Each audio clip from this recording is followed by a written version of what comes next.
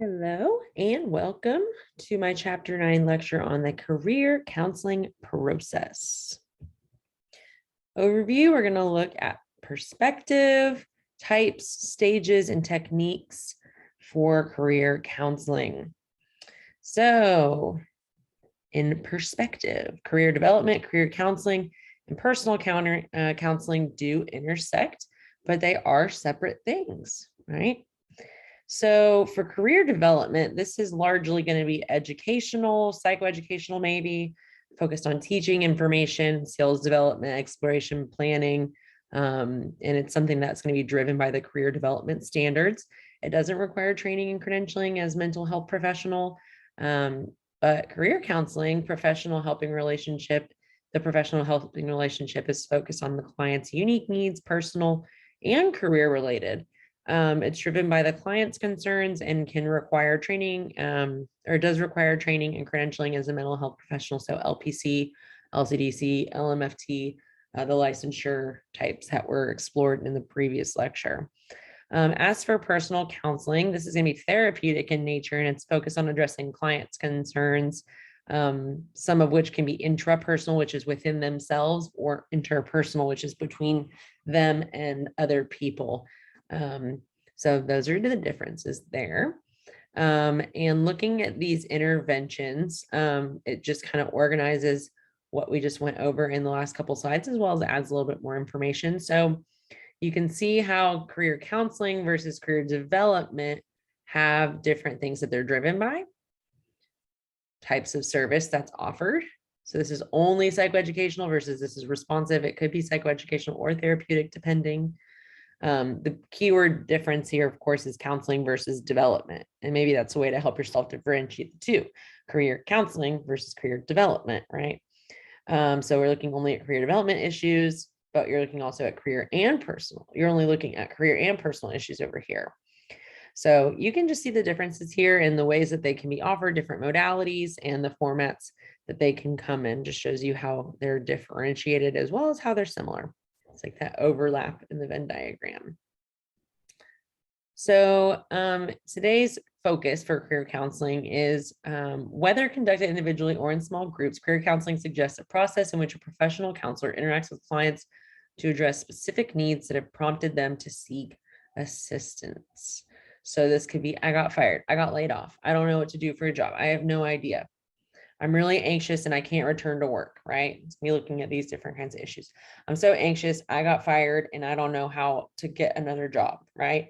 The counseling, it might dip into the mental health, might dip into the career, bouncing back and forth or concurrently existing throughout the process, right? So use of theory, career development theory should guide your career counseling efforts. Remember, they are complementary, not competing. So they can be things that work together and lend to a positive therapeutic experience for your client. So depending on the issue, some theories can be more useful than others.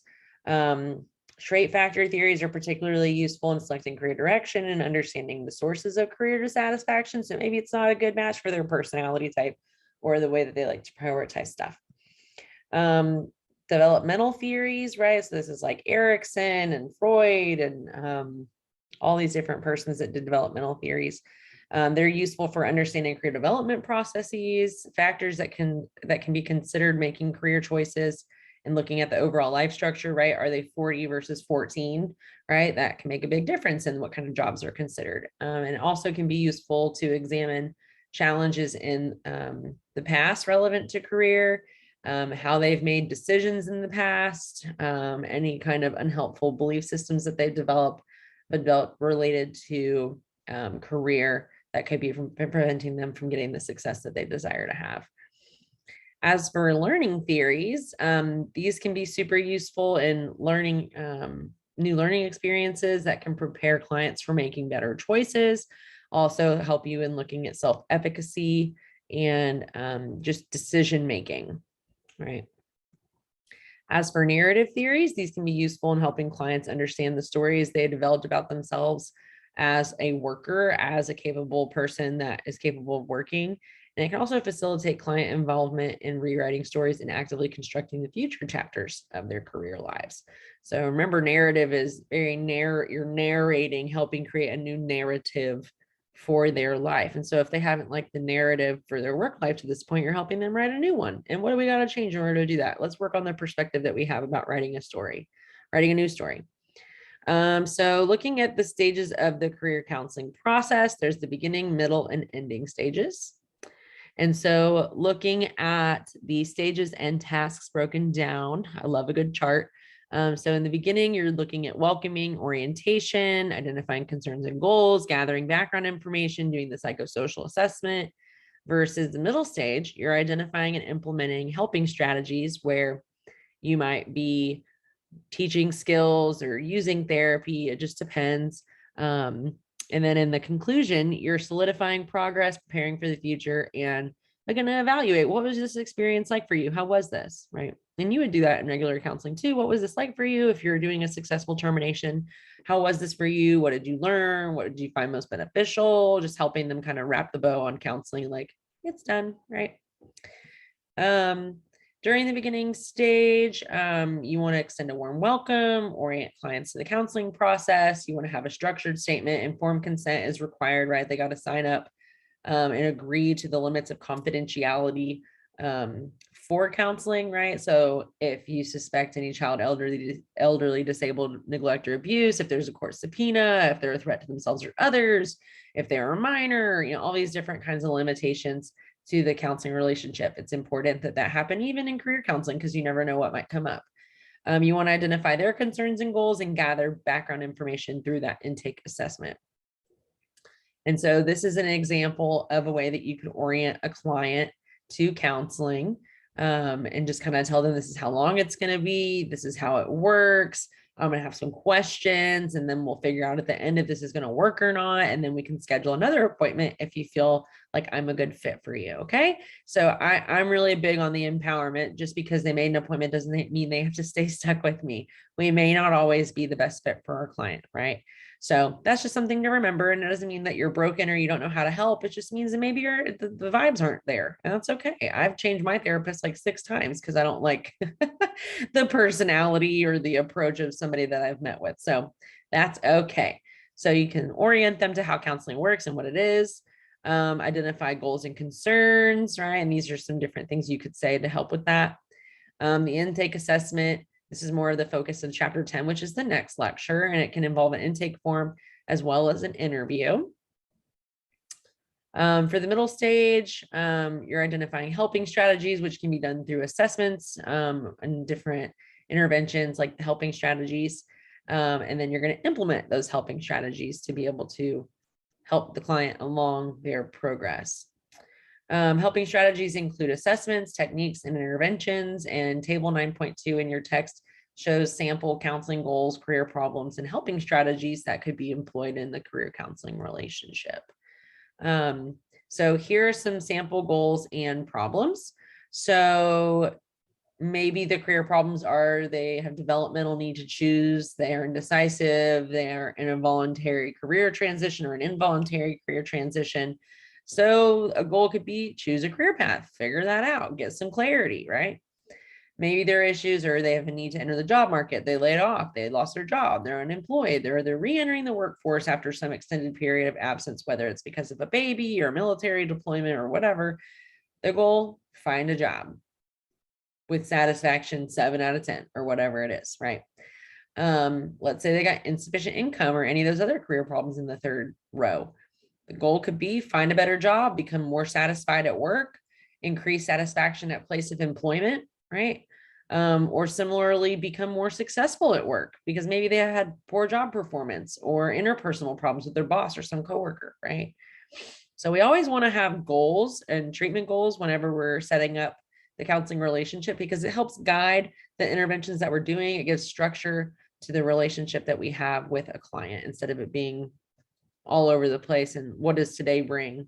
No, we've got goals that we set at the front end, and we're just going to try to keep completing those and achieving those things that you originally showed up for. So looking at strategies for choosing a career path. You can use interest, values, skills, personality, self-efficacy, maturity, and other kinds of assessments. Techniques and interventions might involve things that address barriers, occupational exploration, informational interviews, doing, internships, or, using some different resources, things like that, and planning for happenstance, things that might happen. For assessments, you can look at employability skills, job qualifications. These are things that can be used for finding a job again. Techniques and interventions for this: psychoeducation. You can assist with resume and cover letter writing. I have helped so many clients with resume writing. It's actually something I really enjoy doing because a lot of people don't know basic rules. Like if it's a past tense role that you had, you write about it in past tense. You wouldn't be still help. Like if you were describing being a waitress, you wouldn't say deliver food and beverages to tables as needed. If you worked there 6 years ago, you would say helped to deliver foods and beverages to tables as needed, right? It'd be past tense because it is past tense. So things like that, I see a lot of that with clients. And I've done some different workshops and things about resume writing, and I use those materials to be able to help clients. So you can do those kinds of trainings too, if you want to, or you can just research it, learn more about it as a way to help clients. You can also look at career counseling, continuing education resources as well. You can practice mock interviews. Oh my goodness, I love doing that too. So we'll pull up like 100 questions that could be asked during an interview, and I'll just pretend I'm the interviewer, and the client gets to practice how they're going to answer the questions in the interview if they come up. And I haven't had it happen yet where a client didn't feel more confident about their upcoming interview after they got to role play an interview and I was the interviewer. So that's really great. Planning for happenstance. You can also use counseling interventions to address personal or interpersonal or contextual issues that are barriers to getting a job. Increasing job satisfaction. Again, you can use those assessments. You can use guided imagery, which is guiding them to envision a more positive outcome that they're wanting. Narrative career construction, job search assistance, all these different things that have been mentioned previously. But psychoeducation about conflict resolution, negotiation skills, and assertiveness skills might be particularly important for satisfaction, because maybe they're an aggressive person, or maybe they're really passive and someone's taking advantage of them. So teaching them how to communicate in a healthy way could be something that could really help with that. Or if they're leaving a job, even learning that in transitioning, because maybe they got fired because they exploded on a coworker, right? More strategies for becoming successful at work. Again, those assessments can be used. And it's very similar to the last slide. Yeah. So job satisfaction. So work-related values and needs is the only thing that isn't carried over to the next slide. And then they also changed it's just the alignment. That's the only difference. But yeah, very good. Looking at career trajectories and all these things, it's the same thing for being successful, increasing satisfaction, as well as increasing success. It's same things. In the ending stage, looking at the conclusion, you want to solidify client progress, prepare them for the future, and evaluate, how did this go for you? How was this for you? Did it help? Did it not help? What was useful? What wasn't useful? What can you take from our relationship and our time together into the future? Keep your handouts, make a folder, make a binder, save all the documents on your desktop, whatever you got to do to be able to refer back to this growth, this change, this insight that you've gained. So solidifying client progress, then and now comparisons can be a great way to do that. So when we first started, your anxiety level about finding a job was a 9 out of 10.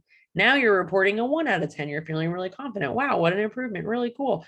So that's why it can be great to do assessments at the beginning of like, where are you at? 1 to 10, 0 to 10, confidence on this, confidence on that. I love scaling goals because they can be a great way for clients to see like, wow, I can't believe my confidence in being assertive used to be a 2. Now it's a 10. I have no problem standing up for myself. Wow. And it can just really concretize their confidence that, hey, I can make a difference in my life. I can make change. I can grow, which is something a lot of clients can struggle with. So also looking at how changes occurred, what do they do to learn, what do we review? So in order to work on this is what we did. Oh yeah, you're right. Oh yeah, I really like that. Oh yeah, okay. What did you think was useful? Well, I really liked Just client empowerment. It's a good thing. Preparing for the future, you can look at the forward for future goals. What are some things that you want to accomplish? Do we need to continue this counseling relationship to accomplish those things, or do you think you got it? I am very pro make clients autonomous and independent as much as possible and make them not have to rely on you. So equip them with the ability to set their own goals, set their own plan up for achieving those goals, and go get it. You don't need me. You got this, right? I want to get clients to that point because I want to be at that point. I want to be at a point where I don't need to go talk to somebody for every little thing. So I'm big on that kind of client empowerment. And then for evaluating the experience, this allows you as the therapist to collect data to demonstrate your accountability and effectiveness, as well as learn from your clients so you can improve your services in the future. So you can use evaluation, it can just be a discussion, or you can just do some self-reflection. What did I suck at? What did I do well at? And how can I improve or change what I've done or continue what I've done? And as for career counseling with groups, the same stages and tasks are involved in group counseling as they are in individual. Some differences: there's additional screening at the beginning. You want to make sure that people that are coming to the group are a good fit, right? If you've got clients in the group that are having schizophrenic hallucinations, auditory, command hallucinations, things of that nature, and it's really distracting to them or to the rest of the group, that might not be somebody that's a good fit if everybody else in the group doesn't have psychosis, doesn't have those kinds of issues. So you want to just make sure that everybody's a good fit and they're in a good space, and that it's going to be a productive group instead of destructive group. It's also important to have a working alliance with clients, and, building rapport with 9 people is a little different than 1. You got 9 sets of eyes watching you. And so you want to be paying attention to what you say, what you do, and be inclusive, and everybody's important here, and equal value is given to each client, right? Everybody's getting something out of it, not just 2 or 3 of the people. And of course, clients have to do majority of the work. I would argue, they have to show up, they have to listen, they have to implement those things. You're only with them for the hour or 2, whatever amount they see you for a week. It's up to them to implement that stuff between. As for psychoeducational career groups, these are more focused on education rather than therapy. So let's not talk necessarily about our feelings. Let's talk about ways to make our resume better, right? We're just going to get into the bullet points of what needs to be different or changed in order to do something more successfully or help ourselves or whatever it is. It's more competency driven based on NCD guidelines and ASCA career development standards. The structured activities are also designed to help group members achieve specific competencies, and it can be pre-written curriculum and lessons if you want it to be. You don't have to be a mental health professional to do an educational group. So if anybody watching this has ever done like an anger management group or something like that, you don't necessarily have to have a license for those things. It definitely can help, but oftentimes those are manualized curriculums, and it's kind of, they're just reading through it. They don't necessarily have to be able to field big emotions that come up. It maybe just field questions about anger management processes, right? So looking at a lesson structure. So when you're looking at the title of a session, you want to maybe pick something catchy. Make it something that's going to attract participants. People are going to want to come to it. So like, calm down your inner volcano, anger management with Audrey, like whatever, like that's really cheesy, but it might interest people, like, oh, I want to calm down my volcano, right? Like you want it to be something that is different and catches people's attention, not just anger management by Audrey. That might not be so exciting. It might not draw so many people in, but if you got people that are mandated to it, they're going to do it regardless of what the title is. So even then they might have a choice in what programming they get to do. And so you want to make it a title that people are going to want to pick. The objective of the session, you want to provide a description of what participants will achieve and the career development competencies or standards that'll be accomplished. You want to list out any materials that clients might need to bring, whether it's paper, a book, pen, paper journal, or whatever it is. Also describe the activities. So introduce the lesson with a hook to capture participant interests. So why does this matter? Why is this going to be helpful? Why should you be here, right? And you can identify and follow specific steps in delivering the lesson, process questions that come up, and then use the evaluation instrument or method of your choice at the end in order to evaluate how's it going. And then you can, of course, use references from NCDA, TCDA, other entities that reinforce the lesson that you're teaching. And lastly, something that you can do as a way to reinforce your knowledge about this information is look at how the beginning, middle, and end stages could be applied to those original clients that were identified in the first chapter, to be able to see what it would look like if you were to do career counseling all the way through with Juan, Vincent, Doris, or any of these other clients. Well, thank you for attending my chapter 9 lecture, and I will catch you in chapter 10's lecture.